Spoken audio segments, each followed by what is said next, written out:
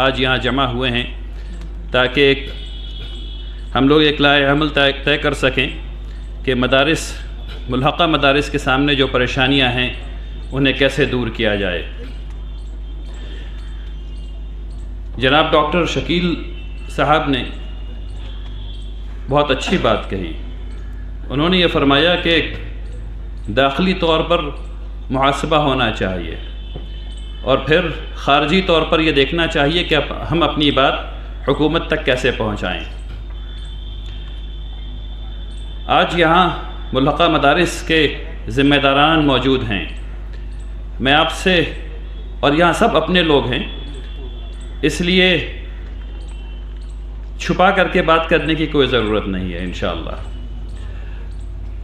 ذرا ہاتھ اٹھا کر کے بتائیے کہ کتنے لوگ یہاں ملحقہ مدارس سے آئے ہیں جو اپنے مدرسے کے سیکریٹری ہیں، اپنے مدرسے کے سیکریٹری ہیں۔ 1 2 3 4 5 6 7 8 9 10 11 12 13 14 15 16۔ اب ذرا بتائیے ہاتھ اٹھا کر کے کہ کتنے لوگ ایسے آئے ہیں جو ملحقہ مدارس کے صدر ہیں، کمیٹی مجلس منتظمہ کے صدر ہیں۔ 1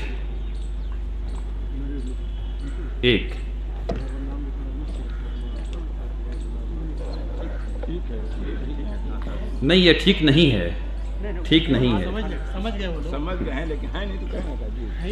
میری بات آپ لوگوں تک پہنچ جانی چاہیے۔ پہنچ گئی؟ پہنچ رہی ہے بات؟ ایسے لڑیں گے؟ ایسے حق حاصل کریں گے؟ دیکھیے، مائک پہ کھڑے ہو کر کے خون گرا دینے کی بات اور دے دینے کی بات کہنا بہت آسان ہے۔ جب مجھے پتہ چلا کہ یہ ہونا ہے تو میں نے اس کا لائحہ عمل بنایا جو آپ کو مولانا شبلی صاحب نے بتایا۔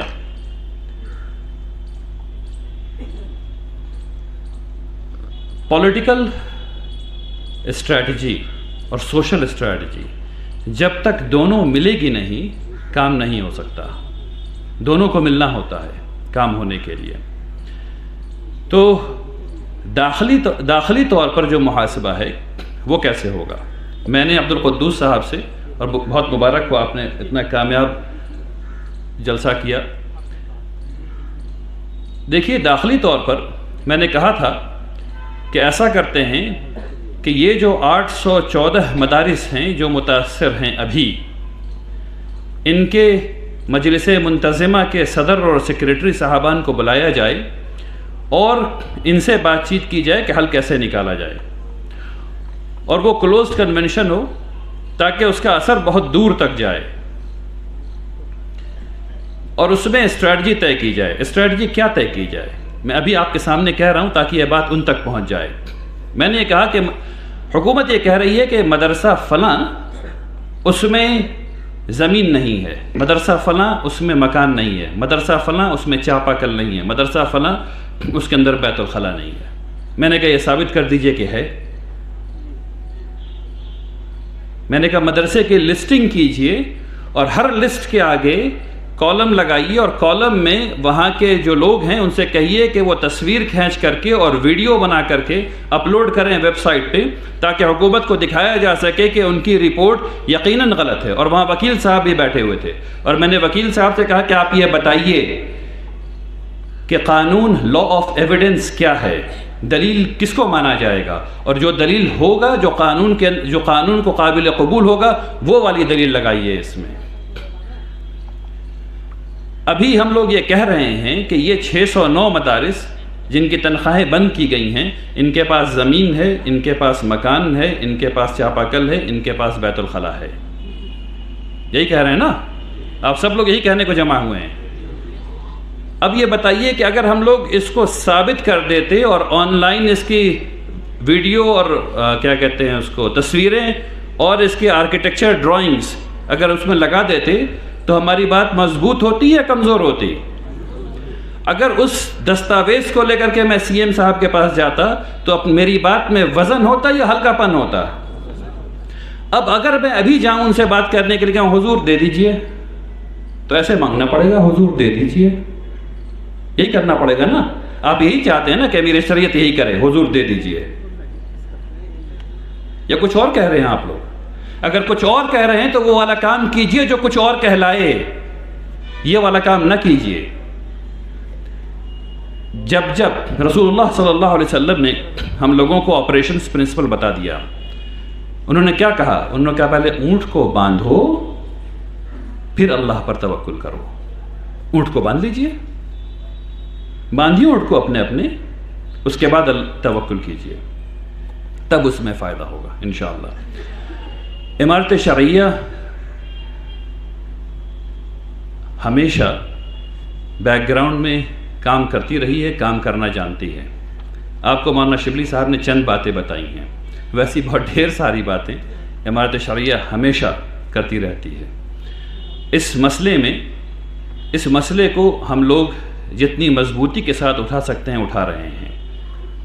اب اس میں آپ لوگوں کا ساتھ چاہیے. ساتھ کیا چاہیے؟ جہاں جہاں مدارس ہیں, جو ملحقہ مدارس ہیں, وہاں تعلیم بہتر بنانا شروع کیجیے. دیکھیے مدارس کو اس لیے نہیں بنایا گیا کہ ہم لوگ صرف مسلمانوں کی بات کرتے رہیں. اللہ تبارک تعالیٰ نے قرآن میں کہا الست بربکم, ہم نے کہا بلا یا رب. پھر اللہ تبارک تعالیٰ نے کہا انا عرضنا الامانہ, امانت دے دی. پھر اللہ نے کہا انی جاعل فی الارض خلیفہ, پھر خلافت دے دی. تو دنیا کیسے چلائی جائے گی اس کو سکھانا ہے لوگوں کو. ہم لوگوں سے کہہ رہے ہیں کہ آئیے ہم کو سکھائیے, ہم کو دیجیے. یہ الٹا ہے میرے بھائیوں. حق ہمارے پاس ہے جو بتانا ہے, حق ہمارے پاس ہے جو بتانا ہے. قیادت آپ لوگوں کو کرنی ہے, دکھانا ہے کر کے. وہ دکھائیے تاکہ مانگنا نہ پڑے, وہ دکھائیے تاکہ مانگنا نہ پڑے. ابھی جو آپ کی تنخواہیں جا رہی ہیں وہ خیرات کی ہیں, آپ کو پتہ ہے نہیں پتہ ہے؟ سب کی تنخواہیں جو جا رہی ہیں وہ بجٹ میں لائن آئٹم نہیں ہے, وہ انوکمپا ہے. انوکمپا کا مطلب خیرات ہوتا ہے. جس سال حکومت کے پاس بجٹ میں پیسہ نہیں ہوگا اس سال آپ میں سے کسی کو تنخواہیں نہیں ملنے والی. انوکمپا ختم ہو گئی, پیسہ ہی نہیں, دیں کہاں سے؟ اس سال آپ کو ایسے بھی پیسہ نہیں ملنے والا. جو مانگ آپ کو کرنی ہے وہ یہ کہ یہ انوکمپا والی چیز کو ختم کر کے اسے لائن بجٹ میں ڈالا جائے تاکہ ہر سال اس کا پروویژن کیا جا سکے.